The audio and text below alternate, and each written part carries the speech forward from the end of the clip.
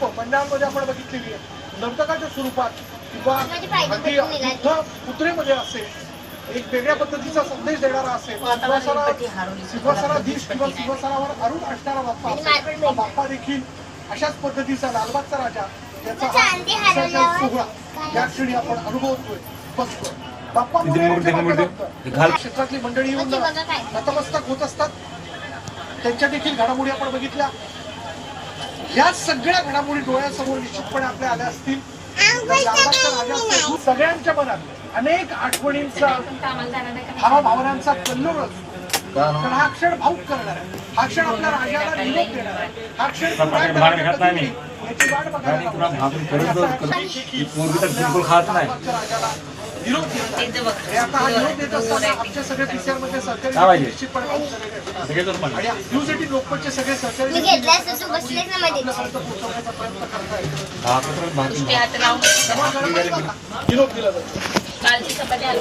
अगदी खराय विशाल, लालबागच्या राजाला अखेर आता निरोप दिला जातोय. अनेकांचे डोळे खरखर पाणावलेले आहेत. 10 दिवस ज्या भक्तिभावाने, ज्या उत्साहाने आपल्या लाडक्या राजाची, लालबागच्या राजाची पूजा केली.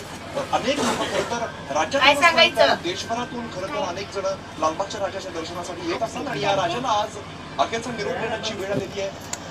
खरं तर गणपती बाप्पा मोरया पुढच्या वर्षी लवकर याचं सांगितलं जातं. अनेकांचे डोळे खरं तर यावेळेला पाणावलेले असतील. आपण गिरगाव चौपाटीची सगळी आज सकाळी साधारण 8 साडेआठच्या सुमारास राजा गिरगाव चौपाटी दाखल झाला. मात्र काही तांत्रिक अडचणी ज्यामधून लालबागचा राजा आपल्याला नवीन आणि अतिशय अत्याधुनिक अशा तराफ्यातून या लालबागच्या राजाला आता अरबी समुद्राच्या आतमध्ये नेलं जात आहे आणि तिकडे लालबागच्या राजाचं विसर्जन केलं जाईल.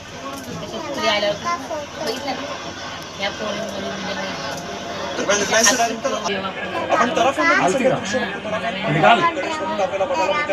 कार्यकर्ते बघायला मिळत आहेत आणि तराफ्यावर सुद्धा एका जल्लोष बघायला मिळतोय. जसं वाजत गाजत आगमन झालं भले डोळ्यामध्ये तरी सुद्धा